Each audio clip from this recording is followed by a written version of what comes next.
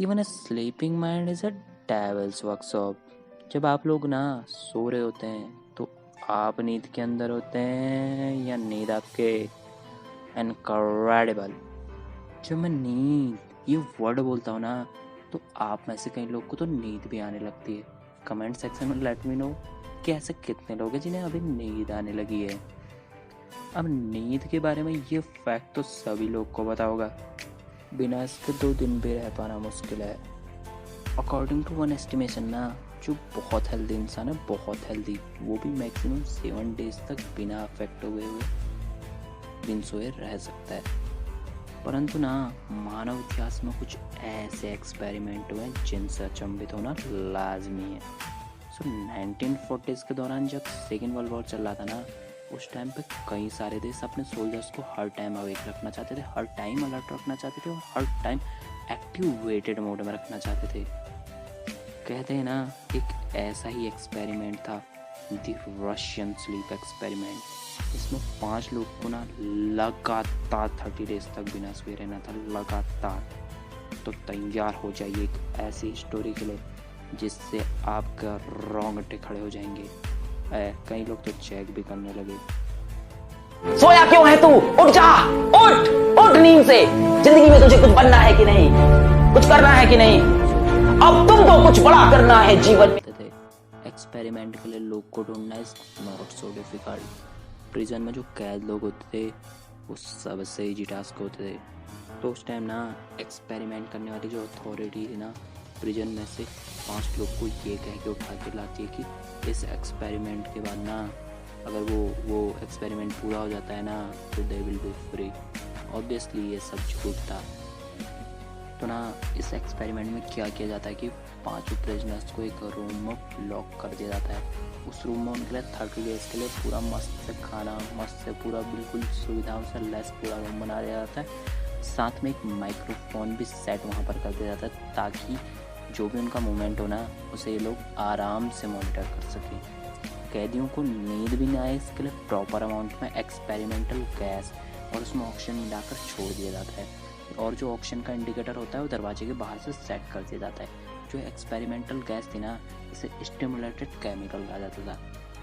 So now move on to the experiment horrific.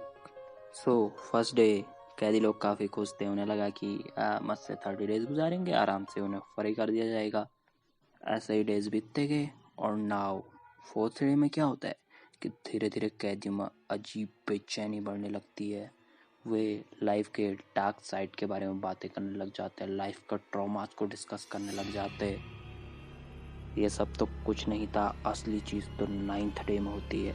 9th day में क्या होता है ना, उन 5 टेस्ट ऑब्जेक्ट में से एक टेस्ट ऑब्जेक्ट की मेंटल हेल्थ बहुत ज़्यादा बिगड़ने लगती है। उसके बाद वो बहुत ज़ोर से चिल्लाने लगता है और इतना ज़ोर से चिल्लाता है कि उसका वोकल कॉर्ड फूट जाता है। फिर क्या होता है, वो सो जाता है। Now move on to the day 10। धीरे धीरे सब कैदियों की मेंटल हालत बिगड़ने लगती है और रिसर्चर्स क्या करते हैं कि उस रूम में जो गैस का अमाउंट है उसे इनक्रीज करते रहते हैं। तब रूम से अजीब बड़बड़ाने की आवाज़ें आने लगती हैं, बहुत ही अजीब। और बाद में आवाज़ें एकदम से बिल्कुल बंद हो जाती है। बट जो ऑक्सीजन इंडिकेटर दरवाजे के बाहर सेट किया था ना, वो दिखा रहा था कि वो सारे लोग अभी जिंदा हैं। पर उस कमरे में जाने का किसी का भी हिम्मत नहीं हो रहा था, किसी का भी नहीं। आगे क्या हुआ जानना चाहते हो ना? रहा नहीं जाता तड़प। अब रिसर्चर्स ने ये डिसीजन लिया कि वे लोग कमरे में जाएंगे। इसके लिए सबसे पहले उन्होंने जो स्टिमुलेटेड गैस थी उसको रिमूव किया। दरवाज़ा ओपन करने से पहले ना उन्होंने माइक्रोफोन का टेस्ट करके कहा कि वे लोग दरवाज़ा खोल लें, इसलिए सारे लोग ना दरवाजे से दूर हटकर लेट जाएं। अगर किसी ने भी कुछ भी किया ना, भागने की कोशिश की ना, तो उन्हें गोली मार देंगे। तभी अंदर से एक आवाज़ आती है कि हम आज़ाद नहीं होना चाहते हैं, हम आज़ाद नहीं होना चाहते हैं। तो रिसर्चर्स लोग ना थोड़ा डर गए, पर उन्होंने डरते डरते ही दरवाज़ा खोला और जो खोलने के बाद हुआ ना, वो होश उड़ा देने वाला था। वे क्या देखते हैं कि फर्श में चारों तरफ ब्लड पड़ा हुआ है। कैदियों में से कोई अपना मांस खा रहा है, कोई दूसरे का हाथ, कोई दूसरे का ऑर्गन। जो वहाँ खाना 30 डेज के लिए रखा गया था उसे कोई नहीं खा रहा था। ऐसा देखकर रिसर्चर्स काफ़ी डर गए, तो उनने बाहर से सोल्जर्स भी बुला लिए। तो जब उनने सोल्जर्स को अंदर भेजा तो क्या हुआ कि उनमें से एक ने एक सोल्जर का गला काट दिया और धीरे धीरे 5 सोल्जर्स की मौत हो गई। उसके बाद क्या होता है, थोड़ी देर में वो सारे कैदी फर्श पर लेट जाते हैं। फिर उन्हें हॉस्पिटल में ले जाया जाता है, जहाँ पर डॉक्टर उन्हें 8 मॉर्फिन के इंजेक्शन लगा देते हैं, परंतु कैदियों को इनका कोई भी असर नहीं पड़ता। डॉक्टर लोग वहाँ पर ऑपरेशन स्टार्ट कर देते हैं। तो क्या होता है ना, उनमें से 3 जो टेस्ट ऑब्जेक्ट थे उनकी डेथ हो जाती है। और अजीब बात क्या थी आपको मालूम है, एक टेस्ट ऑब्जेक्ट ऐसा था कि उसकी मौत हो चुकी थी, उसकी हार्ट बीट बंद हो चुकी थी, लेकिन उसके बाद भी वो एक शब्द कह रहा था। क्या जानना चाहते हो? वो कह रहा था कि उसे वो गैस चाहिए, उसे वो गैस चाहिए। और उसके बाद धीरे धीरे वो शांत हो जाता है। अब रिसर्चर्स ना इस एक्सपेरिमेंट को यहीं पर रोकना चाहते थे, बट जो चीफ कमांडर था ना उसने उनसे ऐसा करने से बिल्कुल मना कर दिया। जो जिंदा बचे प्रिजनर्स थे वो बार बार उसी गैस की मांग कर रहे थे, शायद वो इससे एडिक्टेड हो चुके थे।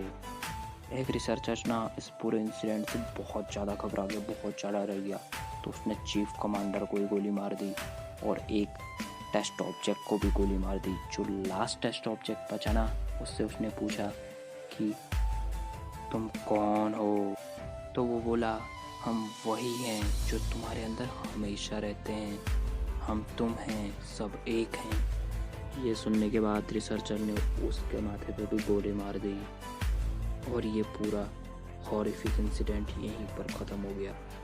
अब ये स्टोरी रियल है या रियल नहीं है ये कहा नहीं जा सकता। 50% लोग इसे रियल मानते हैं और ये 50% इसे रियल बिल्कुल नहीं मानते। अब ये आपके ऊपर है कि आप इसे रियल मानते हैं या नहीं। इस एक्सपेरिमेंट की जो इन्फॉर्मेशन थी ना, क्रीपी पास्ता नाम की एक वेबसाइट से 2009 में मिली।